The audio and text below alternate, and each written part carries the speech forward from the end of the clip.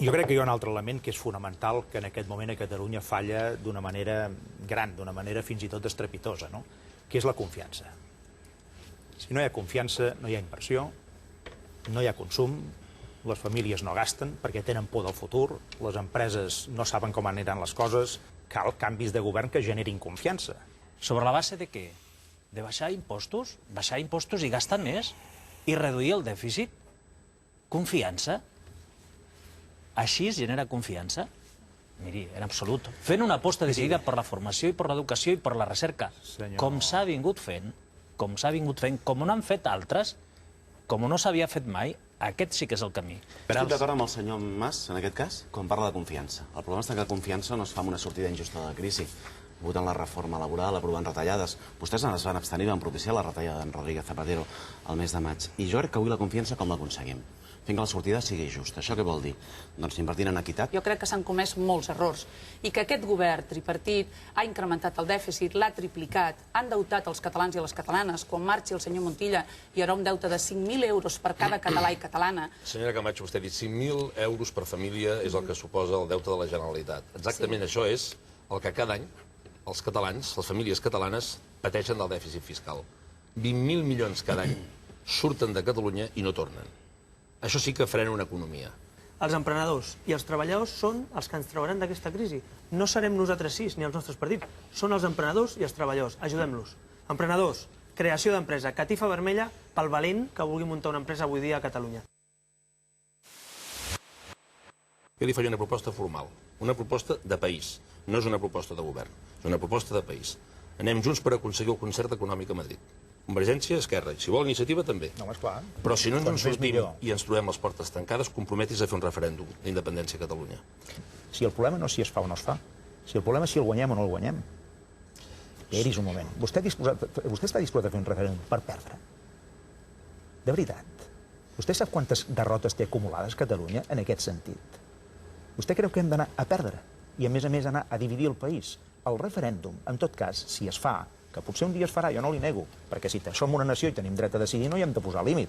Però, home, escolti'm, s'ha de fer amb garanties de que es guanya i es guanya molt bé. Queda clar que vostè té una altra prioritat, i la prioritat és segurament entendre's amb el Partit Popular. La meva prioritat és el concert econòmic, no em digui el Partit Popular, és el concert econòmic, el pacte fiscal. Vostè diu això ara per entretenir aquí el personal. De veritat, vostè d'això se n'oblidarà si guanya les eleccions, cosa que espero que no passi. Vostè se n'oblidarà. I tant que se n'oblidarà. D'això i de tantes altres coses que està prometent. Miri, nosaltres no li avalarem, entre altres coses perquè no avalem aventures. Ni aventures com aquesta, ni aventures tampoc com de convocar una consulta independentista. Jo crec que això el que comportaria és dividir més a la societat catalana i, a més, confrontar-nos més a la societat espanyola. Perquè tota la negociació del debat de l'Estatut, vostè va parlar del concert econòmic? Vostè sap que en el marc constitucional actual i amb les regles del joc democràtic no es pot aconseguir aquest concert. Vostè sap, a més, que no ho aconseguirà. I el que jo no entenc és perquè vol generar un debat frustrant als catalans. He vist, senyor Mas, que amb el senyor Puigcercós ja arriben a alguna entesa. He vist que ja estan d'acord en iniciar el concert econòmic i d'aquí a passar al referèndum per la independència. Això és el que els vol oferir vostè als catalans el 28 de novembre? Jo no entro en la consideració si és constitucional o no, però el senyor Mas i jo crec que tenim el mateix convenciment. Si ho porten al Constitucional, ho tomba, aquest Constitucional, això segur. A més, no anem a l'escenari de partir-nos per la meitat, d'aquí 4 dies, el 2011 amb un referèndum, perquè ens partiríem per la meitat. I crec que el catalanisme, el que hem fet és avançar junts, avançar lluny, i avançar de forma compartida. Què és el que proposo? Unitat, unitat i unitat. I unitat intentant definir un full de ruta compartit on millorem tot. Quin és el nostre compromís? No vendre els nostres electors, no plegar-nos, posar un model de societat diferent, de bona relació entre Catalunya i el conjunt d'Espanya. I això no passa ni per cavalgar cap a la independència ni per posar fre de 2 dies. Passa per canviar un model de societat obert, cosmopolita i dintre d'Espanya, sense estar tot el dia incendiant la convivència dintre del nostre país. És la llengua de Catalunya i està en una posició de desavantatge, perquè hi ha moltes persones a Catalunya que encara no el parlen o no el tenen o no ho escriuen bé. I mentre això sigui així, això no passa amb el castellà. Necessitarà mesures de discriminació positiva, senyora Camacho, mentre això sigui així. I no hi ha res pitjor que segregar els alumnes per Ho raó fan de els seus llengua. fills, senyor Per Montilla? raó de llengua. Escolti, ¿Ufan a sus filhos? Cabe, El señor sisplau.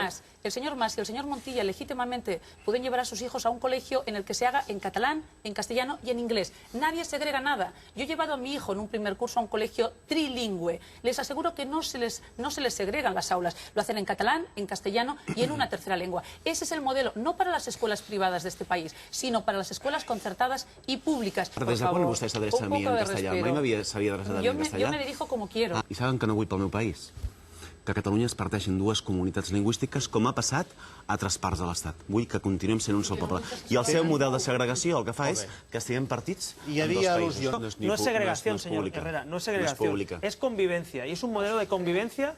El mismo que tenemos en la calle, el mismo que tenemos en la calle tiene que estar también en la calle. Una sociedad bilingüe necesita administración y escuela bilingüe. Senyors dels Ciutadans, del PP, deixin de dividir a la societat pel tema lingüístic, perquè no hi ha, perdonin, no hi ha un problema lingüístic a Catalunya entre el català i el castellà. Quan els alumnes als 16 anys acaben el seu ensenyament obligatori, els catalans treuen la mateixa nota de castellà que a la resta d'Espanya. Igual aquí que a Valladolid i a Sevilla, senyor Rivera i senyora Camacho. Això no els fa...